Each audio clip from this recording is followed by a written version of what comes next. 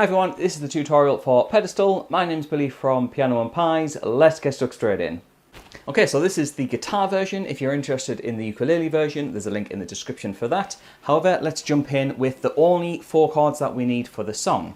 We'll talk about the chords, then we'll talk about how to play them afterwards.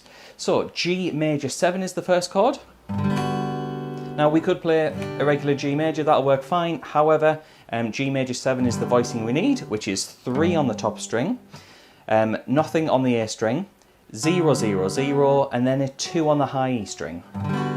That gets you the G major 7 chord. The second chord is a G dominant 7, also called a G7, which is 3 on the top string, 2 on the A string, 0, 0, 0, and a 1 on the high E string. 2 more chords. We have a C major chord, which is 3 on the A string, 2 on the D string, 0 on the G, 1 on the B, and an open E string. And finally a C minor chord, which I'm using a bar chord, so I'm starting with the barred finger from the A string all the way down, which is 3, 5, 5, 4, 3. And those are the 4 chords that we need through the song. Now, where the trickiness comes in is how to play those chords. Now, on the introduction, she basically just plays the chord 3 times like this. 1, 2, 3, and 4, and 1, 2, 3, and 4, and 1, 2, 3, and 4, and 2, 3. And then after that, to add a bit of variety, we add in some scratches in between.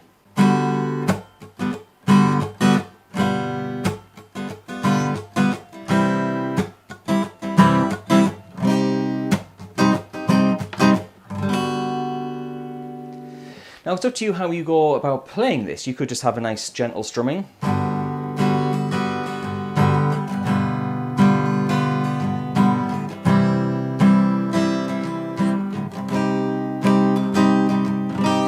However, some extra detail that you can add into your playing. On the C minor chord, what I do is take my little finger off and I add it to the high E string on fret 6. So you can do things like this. So I went from and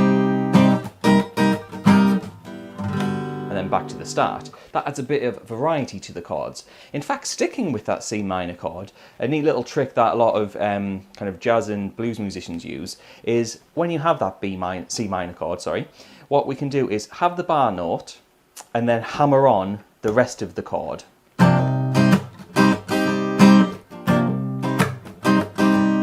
And that adds, again, a bit of variety, so you're not just looping the same chords around.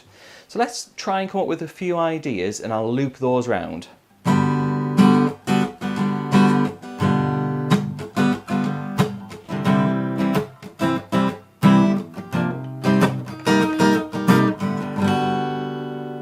Now you might have noticed on the C major chord, I hammered on my middle finger, which is the 2 on the D string.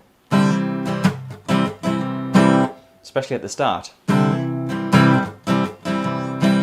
You could even add your little finger on the high E string on fret 3.